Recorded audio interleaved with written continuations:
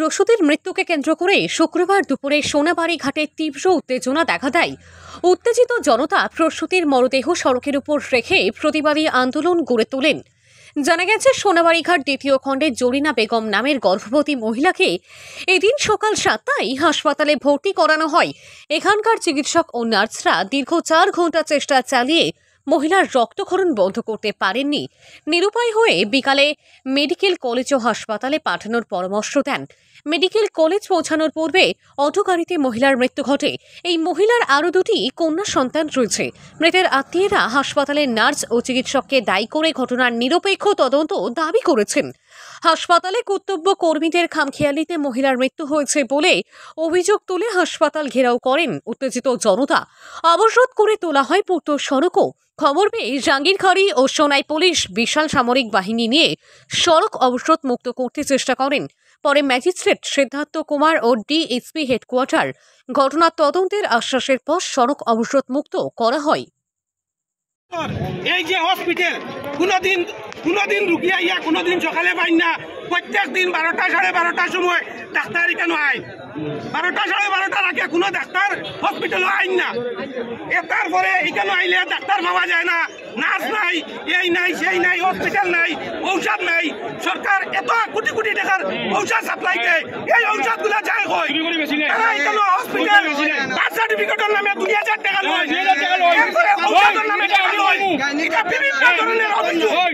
এই হসপিটালের মধ্যে আমরা ডিসি মহোদয়ের কাছে এইটাই আবেদন জানাই যে এইখানে ডিসি মহোদয় আইয়া নিজ তদন্তে এটারে আমরা পুরা জোহরিয়া সান্ত্বনা করিয়া দেওয়ার আমরা এই এর জন্য আমরা আজকে এই রোড অবরোধ করছি।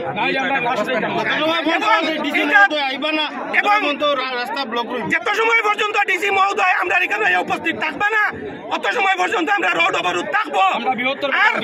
আমরা এই হসপিটালটা সোনাবাড়ি ঘাটের মাঝে, এই এরিয়ার মাঝে এত তো এই মাত্র একটা হসপিটাল, আর কোন হসপিটাল নাই, আর শিলচর মেডিকেল কলেজ। আমরা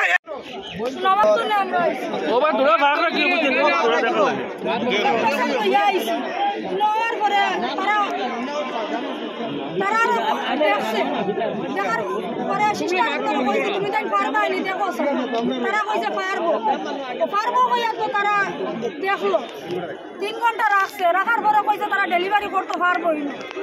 আমরা কইছে পারো যদি করোই না, পারো না হইলে আমরা মেডিকেল দিলাম, আমরা একটা লাইন দিলাম, আমরা যাই না। তারা কইছে না পারবো, কইয়া তারা জুড়েও না রাখছে, রাখিয়ে তারা ডেলিভারি করছে। করার পরে বন্ধন না, তখন 108 জানি হইছে, 108টা নষ্ট হইছে। তারা পয়সা দিতে কইছে, 108 নাই, দিতে হয় আমাদের দিছে না। তারা লাস্টে কার আমার নিজের কার দিয়ে আমি ইয়ার ব্লিডিং হইয়া হলো 2 ঘন্টা মেটার হইছে, বাদে মারা গেছে।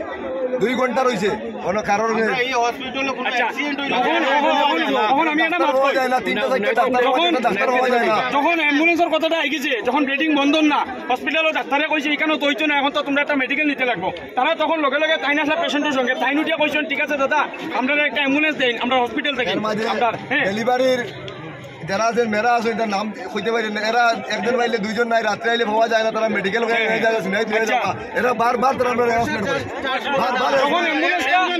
যখন অ্যাম্বুলেন্সটা তাই চাইছেন, তখন তারা ডাক্তারের এখানে যারা কর্মকর্তারা আছে হসপিটালের, তারা কইছে আমরা অ্যাম্বুলেন্স দিয়া দিব, 15-20 মিনিট এখানে ওয়েট করুন, এরকম কইছে তারা। তারপরে 15-20 মিনিট মানে ব্লিডিং বন্ধ না মেটার, তারপরে 15-20 মিনিট আরো সময় যাওয়াইছে। তারপরে তারা কইছে, এরা গিয়া জিজ্ঞাসা ডাক্তারের কর্মকর্তা হলে যে আমরা এখন অত সময় থেকে আমরা ওয়েট করি আর যে আমরা অ্যাম্বুলেন্সটা এখানে পাই না। তখন তারা কইছে অ্যাম্বুলেন্সের ড্রাইভার নেই, একজনে কইছে, আরেকজনে কইছে অ্যাম্বুলেন্সটা নষ্ট। তখন কইয়া তো দেখা যে লাস্টে আমরা বাধ্য মেডিকেল নিতে, আমরা তো অটো খুঁজানি লাগানি হয়েছে। এরপরে আমরা মানে পাড়া প্রতিবেশীর গাড়ি লইয়া, মানে এর ভিতরে আমরা সময় গেছে রাস্তাত, তখন আমরা গাড়ি লইয়া দেখছি রাস্তাত মেয়েটা মারা গেছে। 2 ঘন্টা পরে যে তারা ওইটা মানিয়ে দিচ্ছ, তার কাছে যদি উচ্চ মেশিনারি যদি না থাকে, তাহলে তারা নেক্সট টাইম যাতে এরকম আর ডেলিভারি কেস না রাখে, এটা আমরা একটা দাবি। আর 2 নম্বর দাবি হইল যে মেয়েটা আজকে এই ডাক্তারগুলোর গাফিলতির কারণে মারা গেছে, এই মেয়েটারে যাতে একটা আর্থিক সাহায্য দেওয়া হোক, এই দাবিটা আমরা রাখলাম।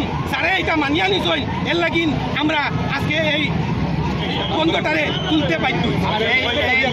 আমরা আজকে ডিস্ট্রিক্ট অ্যাডমিনিস্ট্রেশনে আমরা ধন্যবাদ জানাই জেলা প্রশাসনের পক্ষ থেকে সবাই এখানে উপস্থিত হয়েছেন, ডিএসপি হেডকোয়ার্টার স্যার আইসেন এবং আমার circle officer sir ADC sir আইসেন এবং আমার সদর পুলিশ কাছাড়ের বিভিন্ন থানা থেকে আমার পুলিশ আইসেন। সবাইকে আমি ধন্যবাদ জানাই।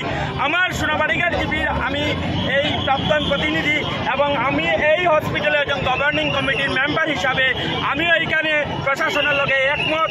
যদি এখানে কেউ দোষী হয় স্যারে কইছেন উপযুক্ত ব্যবস্থা নেওয়া হইব।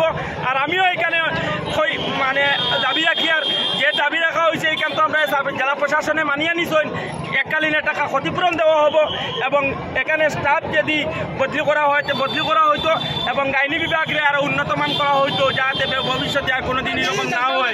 এটা দাবি মানিয়া আপাতত এটা রোড অবরোধ করা হয়েছে। বিকালে একটা এফআইআর দায়ের করা হবো যে আর একটা দাবি আমরা রাখি, আর গাইনি বিভাগের একজন ডাক্তার এখানে